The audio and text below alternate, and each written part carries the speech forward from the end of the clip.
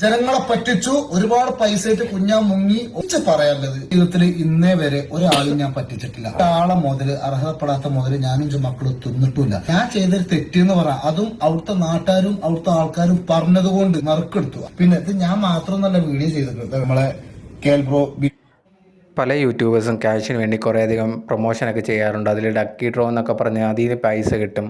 Promotion ചെയ്ത് കഴിഞ്ഞാൽ അങ്ങനെ കുറേയധികം ക്യാഷൊക്കെ കിട്ടാറുണ്ട്. അതെല്ലാവരും ചെയ്യുന്നൊരു കാര്യമാണ്.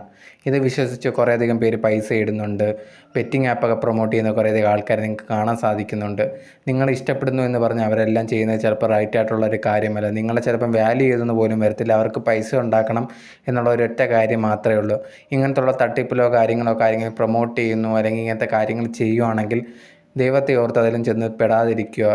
ചിലപ്പോൾ നല്ല കാര്യം എന്നൊക്കെ പറഞ്ഞിട്ടായിരിക്കും വരുന്നത്, പക്ഷേ അത് കറക്റ്റാണോ എന്ന് നമുക്കൊരിക്കലും ചിന്തിക്കാൻ പറ്റത്തില്ല. ഇപ്പം തന്നെ ഈ ഒരു വ്യക്തി ഒരു വീഡിയോ ചെയ്തിട്ടുള്ള ഒരു കാര്യം എന്ന് പറഞ്ഞാൽ ഈ ഒരു പാവത്തെ സഹായിക്കാനെന്നൊക്കെ പറഞ്ഞിട്ടാണ് വീഡിയോ ചെയ്തിട്ടുള്ളത്. പക്ഷേ അത് അവസാനിച്ച് എങ്ങനെ നമുക്ക് എല്ലാവർക്കും മനസ്സിലായിട്ടുണ്ട്. കുറേയധികം യൂട്യൂബേഴ്സ് അത് ചെയ്യുന്നുമുണ്ട്.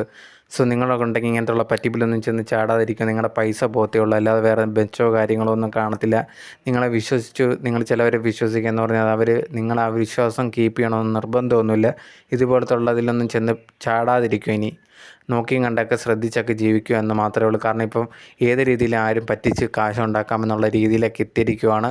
നിങ്ങളതിൽ ചെന്ന് വീഴാതിരിക്കുക, അത്രമാത്രം.